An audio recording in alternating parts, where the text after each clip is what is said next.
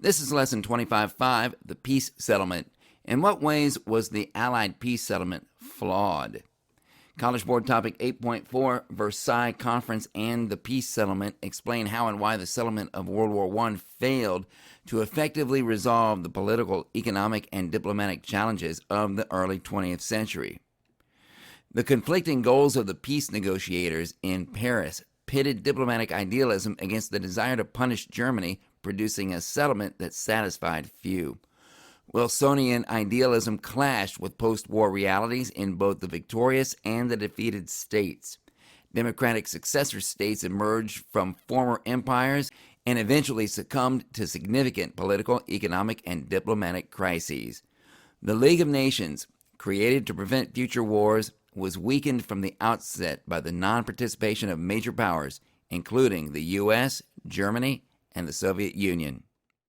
The Versailles Settlement, particularly with its provisions on the assignment of guilt and reparations for the war, hindered the German Weimar Republic's ability to establish a stable and legitimate political and economic system. The League of Nations distributed former German and Ottoman possessions to France and Great Britain through the mandate system, thereby altering the imperial balance of power and creating a strategic interest in the Middle East and its oil. Places: Europe and the Middle East, about 1918 to 1923. Key concepts of the peace settlement: the 14 points, the mandate system, the war guilt clause, the League of Nations, and the Treaty of Versailles. Key people of the peace settlement: Woodrow Wilson, George Clemenceau, Vittorio Orlando, and David Lloyd George. World War I was fought between the Allies and the Central Powers from 1914 to 1918. On November 11, 1918, the German government agreed to an armistice, and fighting came to an end. World War I was the largest, most deadly, and most destructive war the world had yet seen. At least 8.8 million soldiers and up to 11 million civilians died as a result of the war.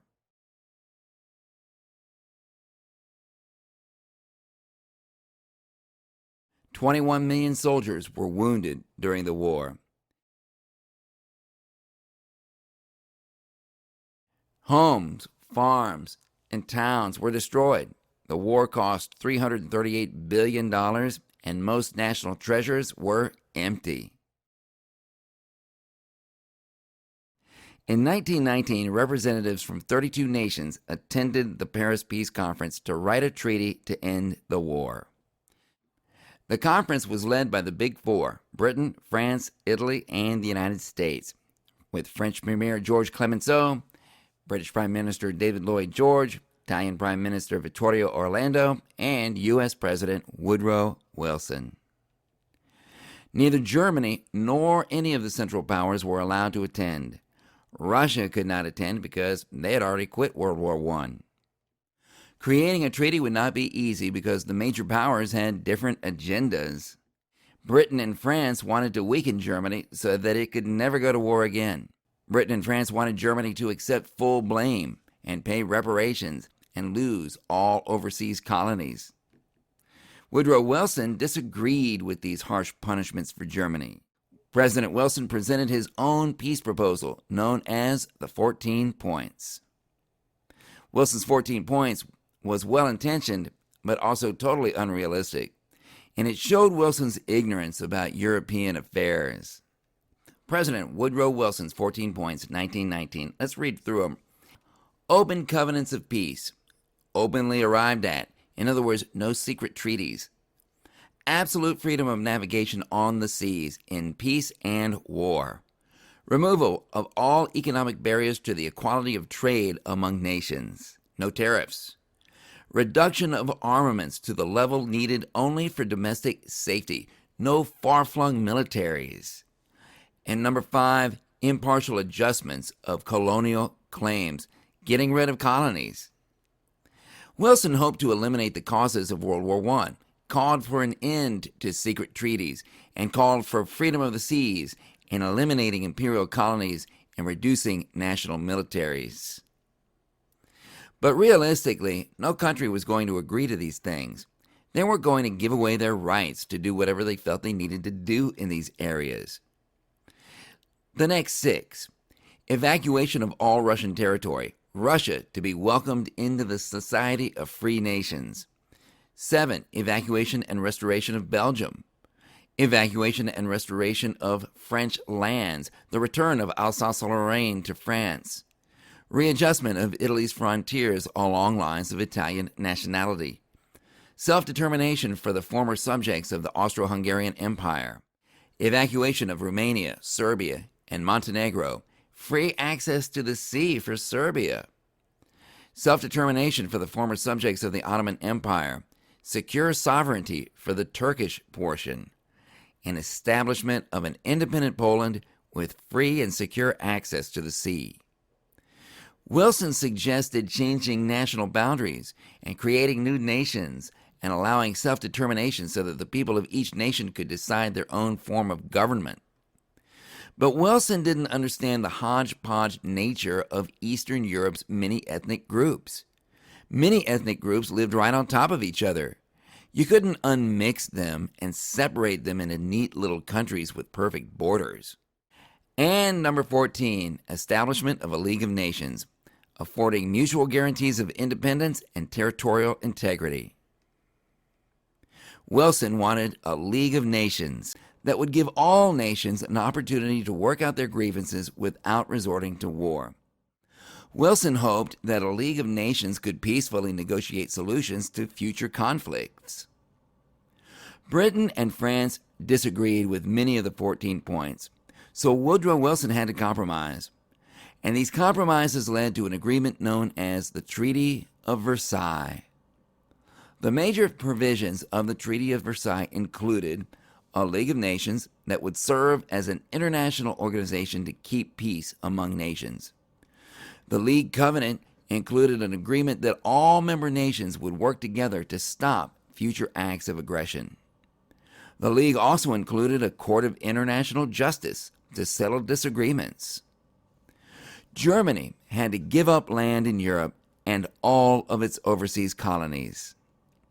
The German military was reduced to 100,000 troops, 6 warships, no submarines, and could not manufacture war equipment.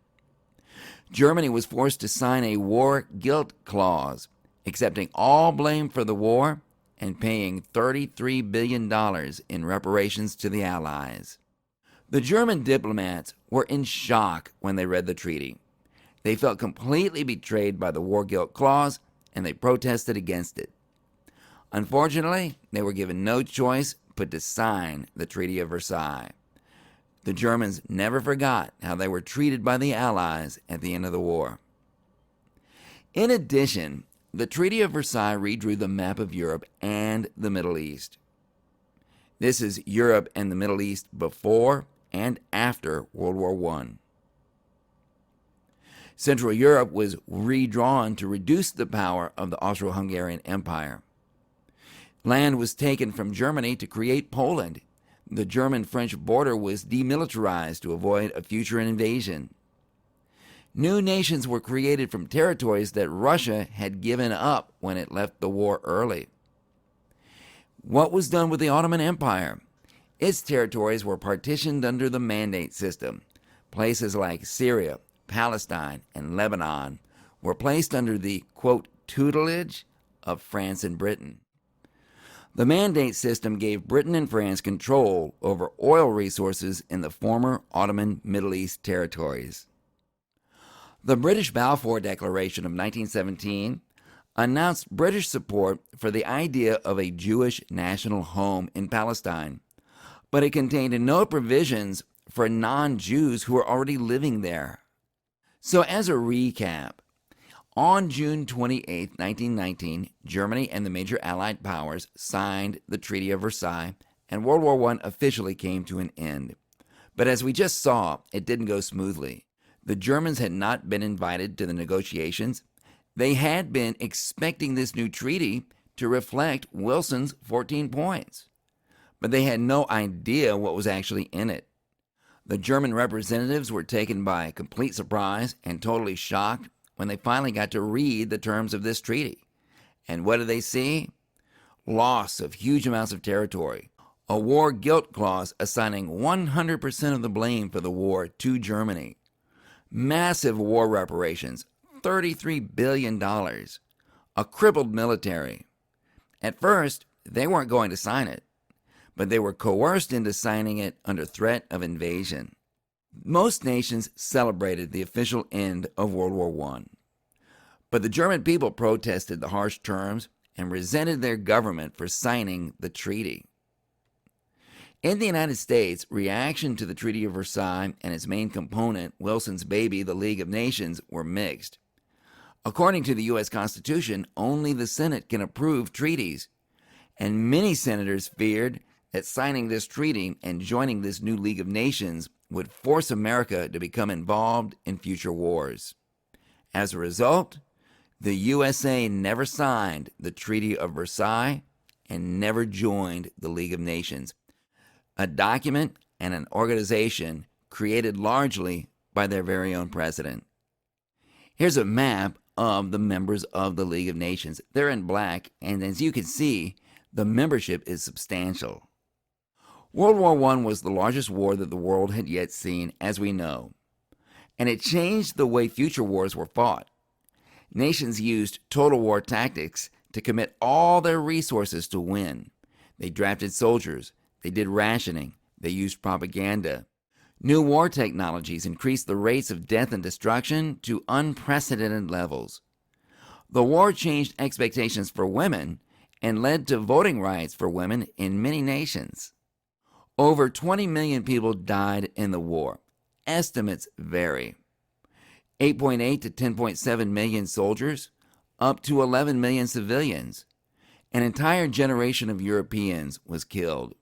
Many places in Europe were destroyed. The war devastated the economies of European nations who had little money to rebuild and few jobs to offer citizens. The terms of the Versailles Treaty caused many problems and bitterness in many nations, especially Germany.